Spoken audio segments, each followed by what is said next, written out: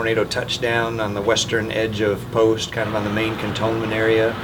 Traveled eastward over a 2 to 3 mile swath of the Post.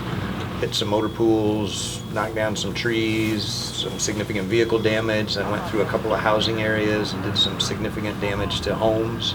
I looked out the window and I kind of just saw stuff blowing by, and then I saw a tree and I just screamed, grabbed my daughter, jumped in the bathtub and screamed. My husband came, jumped on top of us, and we heard everything shatter, and then we heard a big boom and it was gone, and we walked out and there was nothing left.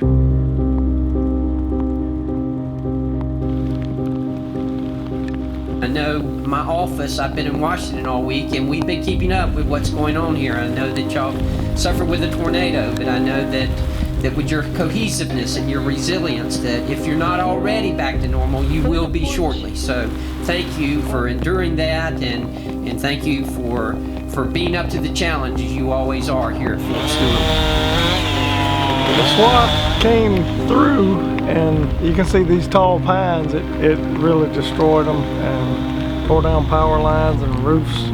Several vehicles are torn up. Our objective today is to clear a path for the power lines and get power restored. We were in, first of all, recovery mode for families to make sure everybody was safe and soldiers and families were accounted for. And then we went ahead into recovery mode of cleaning up debris and making roads trafficable and seeing what we could do in terms of getting folks to work and to school the next day. And you want to get back to normal operations. And then cleanup has continued through a rainy day today. The twisted timber and the trees are bound up, and when you start sawing them, they spring and come loose, and it's pretty dangerous. But we're highly trained, and we've done this before. That's what we do. We actually clear the path for the military to come back in and resume operations, and we actually help the power companies establish their right-of-ways to put their lines back up and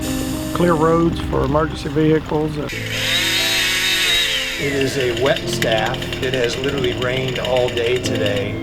So you've got your Department of Public Works, which has some huge crews who are out with chainsaws, chippers. So we're starting with the big stuff and working down. Canucci has been out there like all night and all day clearing power lines and making sure new ones are run.